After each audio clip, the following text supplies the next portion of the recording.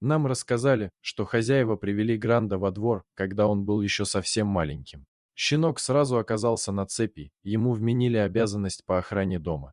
Песик был маленьким, часто скулил, пытаясь позвать свою маму. Малыш не понимал, что детство для него закончилось и теперь ему придется каждый стараться просто для того, чтобы получить кусок черствого хлеба. Метровая цепь практически не позволяла двигаться, чтобы размять лапы малыш сбегал.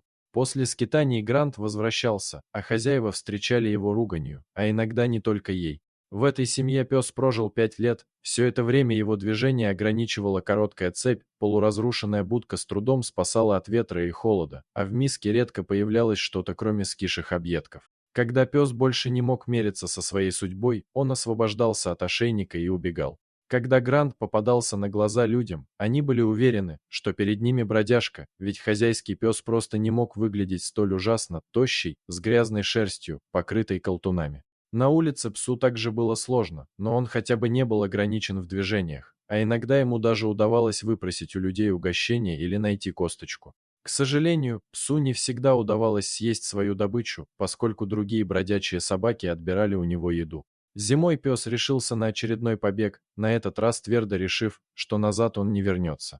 Собака устала слушать ругань и маты в свою сторону, терпеть побои и голодать. Неделю Грант бегал по городу, искал еду на помойках и спал в снегу. На шерсти животного вскоре появились сосульки. Именно тогда пса заметила девушка, которая начала подкармливать его. Вскоре животное привязалось к своей кормилице, чтобы поблагодарить ее, Грант всегда подавал лапу. Песик жил во дворе многоэтажного дома, в котором была квартира его кормилицы.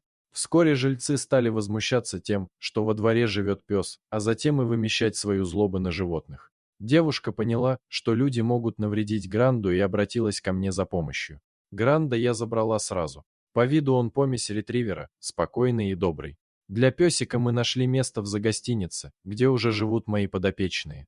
Пока у Гранда есть вольер, хорошая еда, регулярные прогулки. Он впервые в жизни получил уверенность, что люди его не обидят. Дорогие зрители, подписывайтесь на канал, ставьте лайки, пишите комментарии. До новых встреч!